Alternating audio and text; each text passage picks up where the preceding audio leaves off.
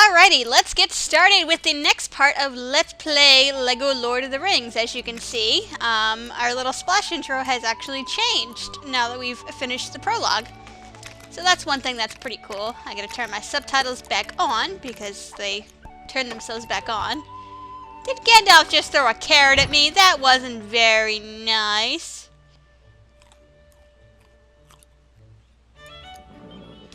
There we go, that's the safe one I want. I don't know where that other one came from, but that's okay.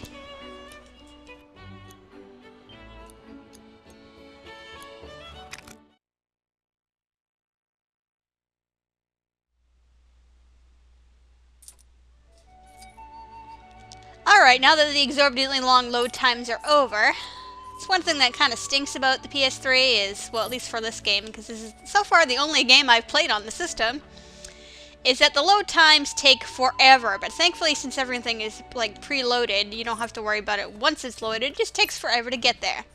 So like I said before, anything Lego can be punched and you can get studs out of it.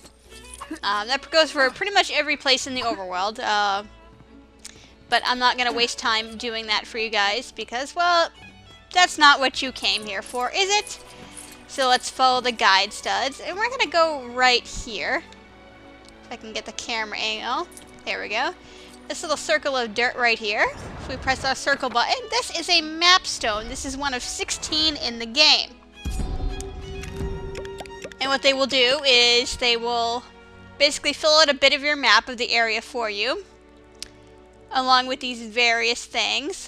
These are mithril locations of mithril bricks. Some of them you need to do little miniature quests or things for. This is a character who doesn't appear yet. Then you have question marks and whatnot, and you have more blacksmith blueprints. I'll go over a little bit more of this stuff in detail because at the next area on the third chapter of the game, you were actually a little bit forced to do a miniature side quest, so I'll explain that. And you can actually see the guide studs will actually lead you to where you need to go. We're not there yet, so we cannot actually enter the level.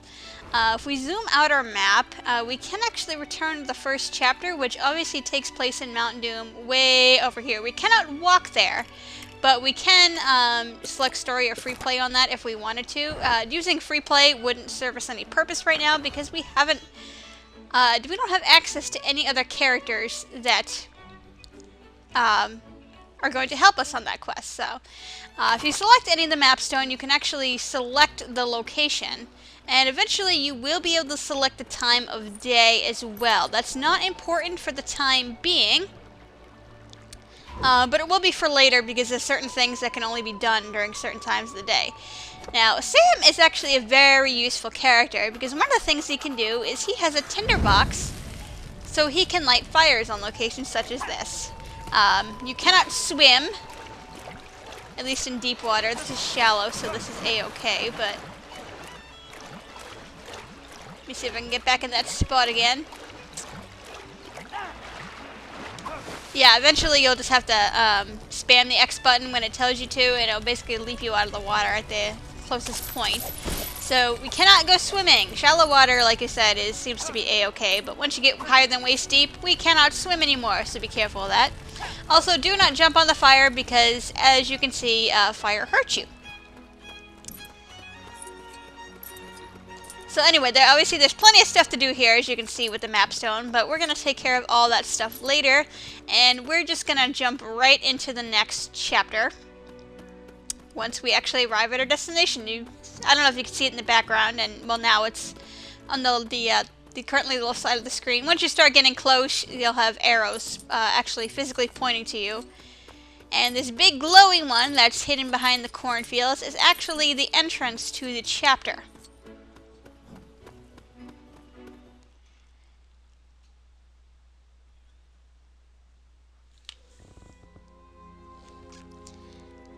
I love how they have the little, to take up some of the loading time, you have a little piece of artwork. Lego-fied, of course, showing up just to keep you entertained for a little bit.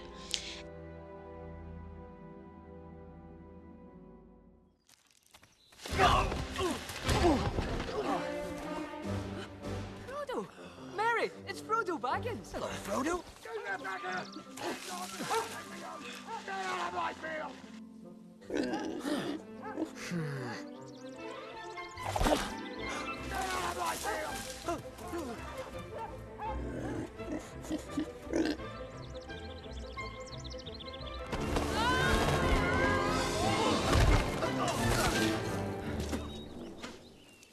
that was close. I think I've broken something. Huh?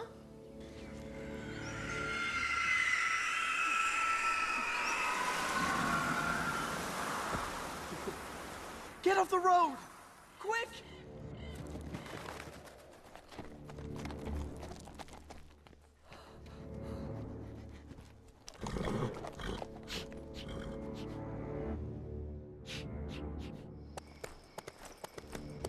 Alright, so welcome to Chapter 2, The Black Rider. This one takes a little bit of a different approach than you might expect here, in which we have to sneak and not obviously get caught by the Black Rider because, well, that can be kind of stinky.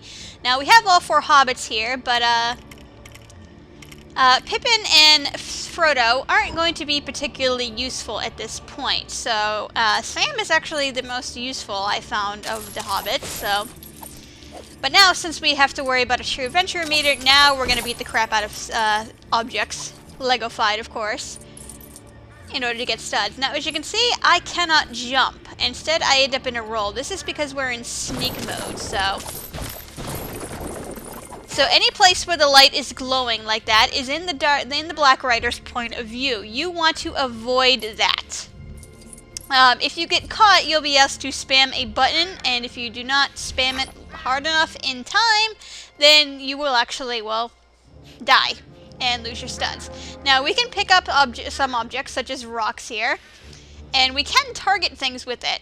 Once, obviously, you get close enough to an object, it will automatically start flashing like that. We want to actually throw the rock in the direction of the bird.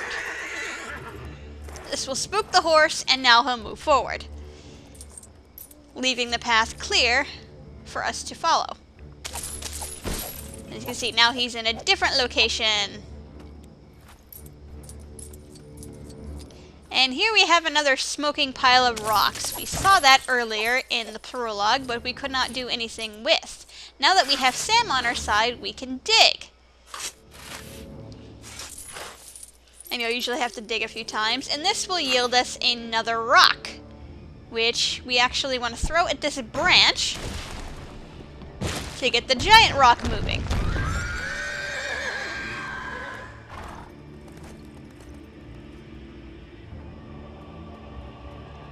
And once again, our path is clear to continue just a little bit. There's a mini kit in the background that you can actually leap behind the tree to get, but we're not going to bother.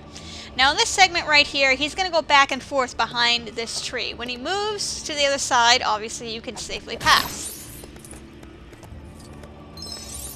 There's some studs in this tree, by the way, which you can easily get. So there, obviously he cannot see behind the tree, so... And that's just reminding me to stay clear because I've gotten a little bit too close. Now the crow or raven or whatever this bird is supposed to be, I'm not good on my bird species and I can't remember if it's specifically noted what kind of bird this is in the movie, so, or the books rather. Yeah, see we got close there, so he'll start backing up. Now small creatures such as hobbits and dwarves can actually jump in to these little alcoves right here. So what we want to do is, we want to sneak up here. Don't worry, you won't be able to fall off. You'll lose your balance a little bit, but you won't fall, and spook the bird. After which we can climb safely back down. You cannot jump, I've tried it. Now here we have more shiny bricks that we cannot do anything with because we do not have any explosives. We won't be getting those for quite a while. But we do have bushes to smash. So that's pretty darn awesome. Now here we have another spot where Sam can use his gardening skills to actually get a plant to grow. And in this case what this does is it actually blocks the Black Rider's point of view. So he cannot see us, and thus we can sneak past. The hour grows late, and Gandalf the Grey rides to Isengard, seeking my counsel.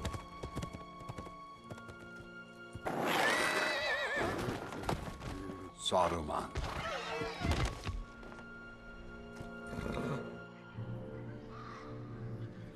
ring of power has been found. It was in the Shire, under my very nose. Sauron is gathering all evil to him. You know this? How? I have seen it.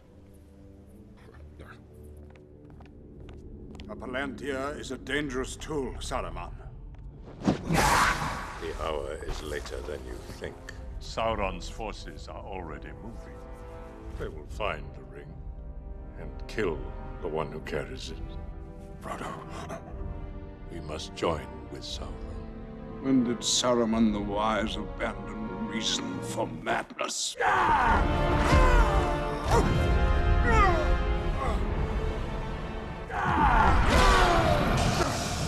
Alright, so we actually get to fight Saruman here, which is pretty cool. So we want to spam our square button. Now, as you can see in the corner there, it is not our usual second player icon. If you have a second player, you will actually be playing the next segment of the game, which we will get back to in first player mode after this scene, of course. So you can actually play two different scenes simultaneously. Now basically we want to avoid Saruman's attacks here, and then when he gets tired like that, you want to throw him against one of these lampposts. If you get too close to him, he does have a force field on, so he'll push you back.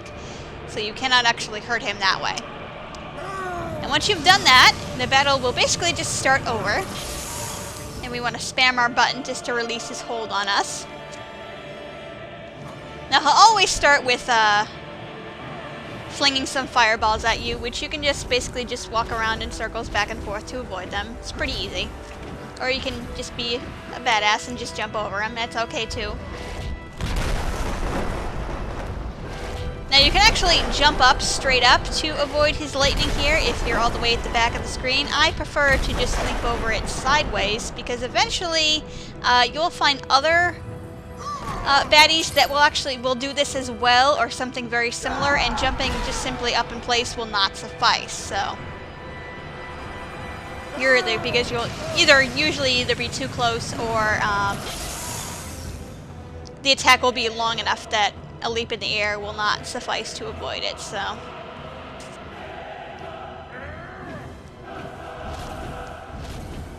and each turn he'll actually summon more fireballs. I'm not sure if it's one or two more than the last time, but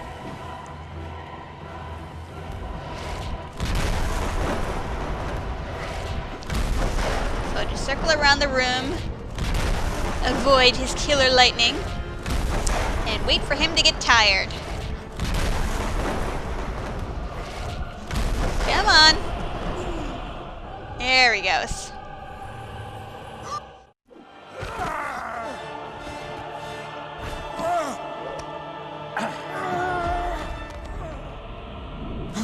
I gave you the chance of aiding me willingly, but you have elected the way of pain.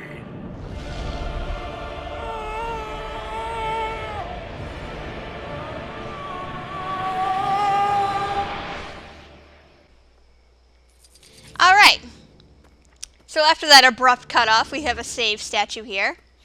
Now here's one of the points where we have to move this rock via the checkerboard, but as we can see, it is not complete. That's why we have the little flashing icon there. So we need to find the pieces hidden around in these bushes.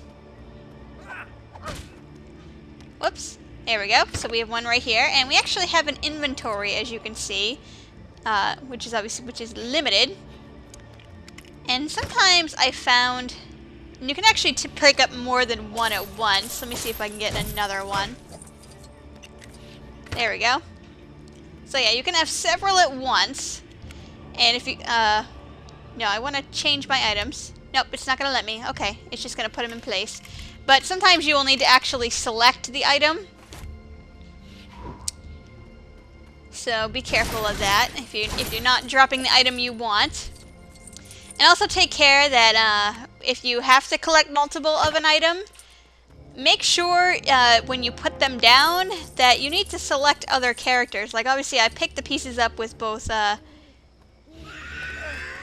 whoops, I just totally walked into that. I'm sorry. I was paying more attention to the studs. So take care if you pick multiple pieces up that you need to solve a puzzle with. If you do it with multiple characters, you need to switch to those characters to actually use the items. Although you can drop the items for somebody else to pick up. So here we have an apple instead of a rock. But that we can use just as well.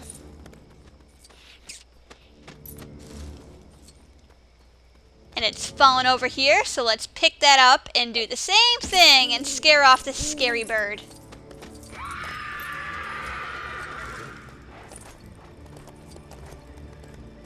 Now he's going to move just a little bit further. Now we need to grow another plant here because obviously we're in stealth mode, so we cannot jump from one log to another.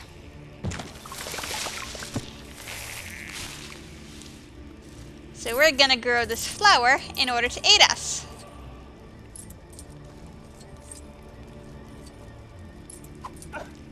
And more bushes to smash. Now just take note of this crack in the wall for later. Can't do anything about it now. But we have bushes to smash. Now here we have a river, which is in the Black Rider's line of sight, and if you can see, there's a fire in the background. No. Get Mary in there. Mary, work with me. There we go. Mary can actually fish, so we want to fish off this little miniature pier right here. Now when you fish, 3 times it will ask you to press a certain icon. Now obviously you're very limited on the time you have to do that, but if you wait until the rope actually touches the icon and it begins flashing, that actually counts as a perfect fish. And once you complete so many of those, you will actually get an achievement for that. So the icon will change in different times. It will not always be X. That was just kind of some coincidence that I got X all 3 times in a row. So yeah, basically we just took that fish and we threw it on the fire. And somehow spread the fire with a wet fish. Not exactly sure how that works, but hey, it gets him away from pestering us for a short time. So we can walk across the river. Now we're going to need Sam again, as you can see that pile of dirt, which is right in front of us. Take note of that bee's nest in the foreground right there, because we're about to chuck a rock at it. And that was not supposed to happen that way. If you throw it off screen or too far, objects that you need to advance like that will respawn. So let's move so it doesn't accidentally ricochet off the tree.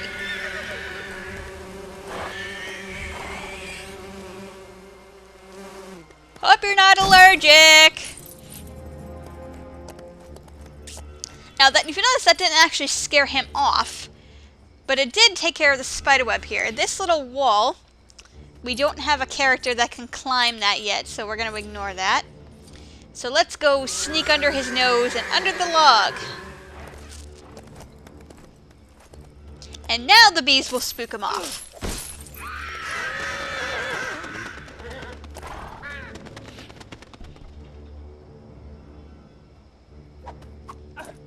But first, we need some more studs.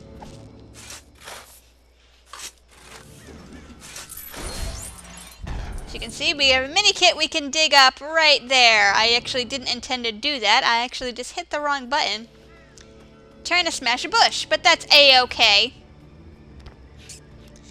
Let's grab the apple here and throw it at the bird again. You haven't learned your lesson, have you, sir?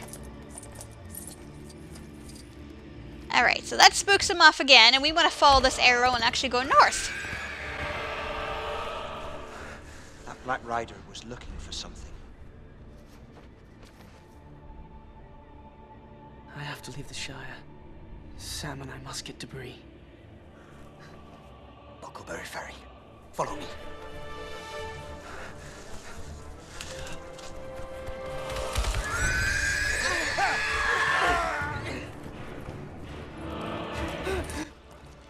Alright, so here we have a chase sequence here. Basically, just run toward the screen. And that's it. You can jump over some obstacles, and you actually do have control. and can punch things and whatnot, but you don't want him to catch up to you or touch you, so just keep running.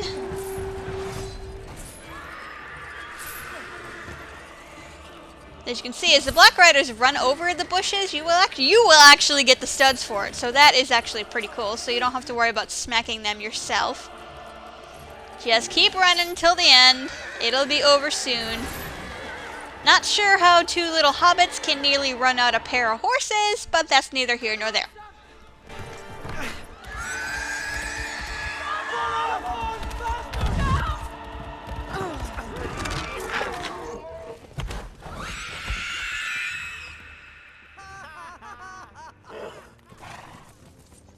How far to the nearest crossing? The Brandywine Bridge.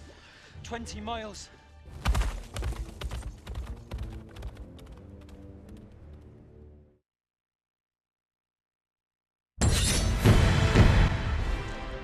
Alright, and that's the end of that level.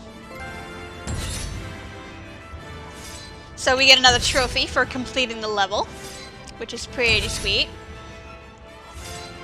And we've unlocked some hobbits for use later. And a couple new characters we can buy, which we're not gonna do until later. And we hit our true adventure meter, which is awesome. I actually did not do that the first time I played the game. Maybe because I died too much from getting caught by the Black Rider. But now we can skip that countdown. So we picked up one mini kit, completely on accident. And we get 2 more mithril bricks, one for completing the level and one for getting a true adventure, which is pretty sweet. And let's continue.